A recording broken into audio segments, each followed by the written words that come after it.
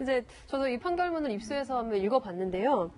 일단 그 여성의 도장을 위조해서 부정 사용했잖아요. 예. 이제 이것 역시도 이제 형법상 죄에 해당하고 또 공정증서 원본 등의 부실 기재죄라는 죄가 있습니다. 그러니까 호적부가 공정증서거든요. 예. 그러니까 그런 공정증서 원본에 대해서 허위의 혼인신고를 해서 부부 관계를 창설했다면은 이건 이제 그 공정증서 원본 등의 부실 기재죄에 해당하고 이 형이 좀 상당히 높은 편이고요. 예. 요즘에는 또 이렇게 뭐 허위의 신고나 아니면은 위조 이런 범죄를 방지하기 위해서 주로 실형을 선고하는 그런 트렌드가 있는데 요즘은 실형 나온다. 예, 좀 굉장히 좀 중하게 처벌되고 있는 그런 죄입니다. 예. 오늘 이제 11시 잠시 후에 안경환 후보자가 이제 본인의 이제 이런 뭐 혼인 무효 이런 거에 대해서 해명을 한다고 했잖아요. 그래서 참 어떤 해명이 나올지 정말 기대돼요. 그러니까 그 안경환 후보자의 저서나 이런 거 읽으면은 이제 평범한 사람에서 좀 나오기 힘든 그런 그 이야기들이 많이 나오는데 이번 해명에서도 과연 어떤 이야기들이 나올지 정말 기대되고 뭐 일각에서는 이 단순히 판결문만을 가지고 어떤 일이 있었는지를 우리가 정확히 알 수는 없지 않냐. 왜냐하면 가사 재판의 경우에는 굉장히 당사자들 사이에 여러 가지 이야기가 얽혀 있을 수 있거든요. 그 내막에 관해서 과연 이야기가 나올지. 그래서 그 다음은 이제 완전히 상상의 영역이긴 한데 혹시 이제 안 후보자가 이제 그 김씨 여성과 굉장히 연애를 진하게 해서 결혼을 하려고 했는데 혹시 이제 뭐 장인이 반대해서 결혼을 못 이루게 되고 그래서 이제 그 부모님의 반대 때문에 일부러 이제 여성의 앞날을 생각해서 혼인 무효로 처리한 것이 아니냐 뭐 이렇게 좋게 해석하려는 견해도 있긴 하고요. 예. 예, 일단은 요 판결문에서 조금 주목해 볼 만한 것은 증거가 일단은 이 장인의 진술밖에 없습니다. 그래서 이 장인이라고 하면 좀 부적절하죠. 그 여성의 아버지가 한 증인 진술밖에 없고 그리고 또 이 재판 기간이 굉장히 짧았어요. 예. 재판 기간이 굉장히 짧았다는 이야기는 안 후보자가 스스로 인정하거나, 그러니까 전부 다 이렇게 일사천리로 진행이 되었다는 이야기거든요. 다투지 않았다. 그리고 또 미리 원래 혼인무효 소송 같은 경우에는 미리 이런 위조 서류에 대해서 형사적인 판단을 먼저 받아요. 예. 그게 없으면 혼인무효가 판결이 잘 안 나옵니다. 가사재판에서는. 그러면 이걸 먼저 받고 형사 절차를 먼저 밟고 그다음에 가사소송을 했어야 하는데도 불구하고 형사 절차가 미리 없었어요. 없었기 때문에 예. 요점은 조금 의혹이 좀 있다. 그래서 어허. 저는 지금 이 판결문만 가지고 우리가 이제 섣불리 판단하기보다는 해명을 한번 들어보고 예.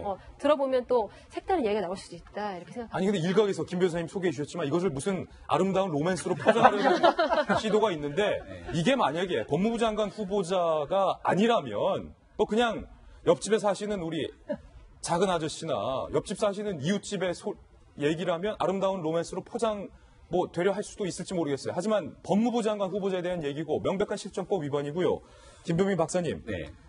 대학 졸업 후 친지 소개로 만난 5살 연하의 김모 씨와 교제를 하다가 그 판결문 속에 나와 있는 안 후보자의 변론 내용 다시 한번 보시면요. 안 후보가 인정을 하고 있는 거예요. 네. 이렇게 하면 나를 사랑하고 결국 결혼을 할 줄 알았다. 그러니까 해당 여성의 인생에 대한 해당 여성의 동의와는 상관없는 이건 진짜 심각한 거 아닙니까? 아주 간단하게 말해갖고 여성의 도장을 몰래 파갖고선 혼인신고를 몰래 한 것 아니겠습니까? 그래갖고 혼인이 무효가 된 거고요. 저거를 나중에 알게 됐던 여성의 기분은 어땠을까라는 생각을 사실 먼저 짚어야 되는 거거든요. 그동안 안경환 후보자에 대한 여성관이 논란이 됐었고 그 안경환 후보자의 여성관에 대해서 일부 사람들은 그런 얘기를 했었었죠. 책에 쓴 거기 때문에 실제 행동에 옮긴 건 아니잖아요. 라는 얘기를 했는데 75년의 행동으로 엄청난 일을 해서 옮긴 거고 이거는 지금 같은 상황으로 비추어 봤을 때는 현재 이와 같은 일을 하게 되면 징역형에 선고된다 그러죠. 예. 그러니까 얼마 전에 이제 임종석 실장이 청와대에서 이런 얘기를 했는데 빵 한 조각, 닭 한 마리에 얽힌 사연이 다 다르다라고 했는데 아마 이와 같은 상황을 좀 예측해주고 한 얘기가 아닐까라는 생각이 들 정도로 예. 너무나 엄청난 일이어서 이거 뭐라고 말을 드릴 수가 없다라고 생각이 들고요.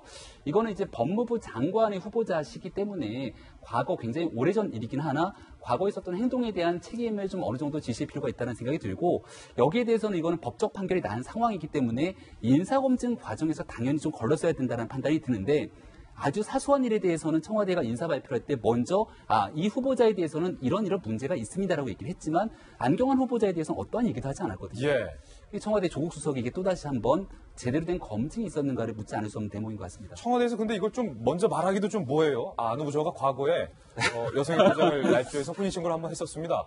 말하기도 뭐한데 그렇기 때문에 청와대 관계자가 굉장히 난감해하고 있습니다. 청와대 관계자를 좀 취재해봤습니다. 이런 표현을 했습니다. 청와대로서는 부담스러운 이슈일 수밖에 없어요. 난감할 수밖에 없겠죠. 청와대 입장에선 우리가 지명했으니 소명은 후보자 본인이 해야 되지 않냐. 이런 스탠스다. 청와대가 두둔하지도 않고 옹호하지도 않고 있어요. 다른 후보자의 의혹과는 청와대 입장이 좀 다릅니다. 난감하다는 겁니다. 그러면서요. 모든 일에는 특히 개인사에는 사정이 있는 법이니 일단 소명을 듣고 판단할 문제다. 빵 한 조각 닭 한 마리. 그거죠. 그러면서요. 그러면 청와대가 사전 사실 파악에 실패했는가? 이거 알았습니까? 몰랐습니까? 청와대 고위 관계자가 굉장히 난감해하면서 대통령이 알았겠습니까?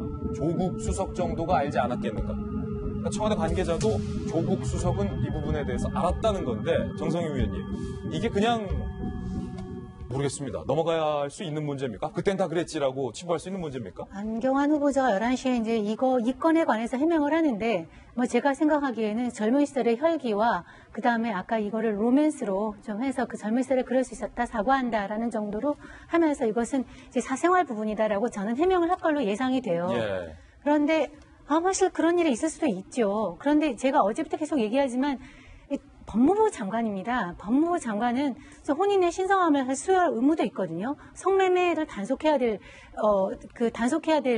그 여성이 성매매하면 지금 남자만 처벌하지 않습니까? 그런 거에 대해서 수호할 의무적이 있고 성매매 여성을 보호해야 할 상황도 있고 여러 가지로 그 사회적 약자들을 법적으로 보호해야 할 의무가 있는데 저렇게 법을 가볍게 여겼다는 거에 대해서 정말 실망스럽고요. 또 이제 검증 얘기를 하지 않을 수가 없는데 안경환 후보자하고 조국 수석하고 다 서울대 법대 출신이고 서울대 법대에서 같이 일했고 같이 또 페이스북이나 이런 활동, 진보 지정에서 많이 활동을 했습니다. 둘이 굉장히 잘 아는 사이라는 거죠. 예. 추천을 해서 가능성도 있습니다. 그렇기 때문에 이 검증 과정에서 팔이 안으로 굽는다고 자기 사람이기 때문에 다른 사람과 같은 검증의 잣대를 대지 않았을 가능성이 되게 높고요. 이것에 대해서 어떤 실책이 나온다면 이거는 조국 민정수석이 검증의 실패의 책임을 벗어날 수가 없는 문제라고 봅니다. 지금 이게 청와대가 상당히 방금 보셨듯이 박윤정 의원님 난감해졌어요. 이 문제에 대해서. 상당히 말을 아끼고 있습니다. 청와대도. 저도 난감해요. 집권 여당도 난감할 수밖에 없죠.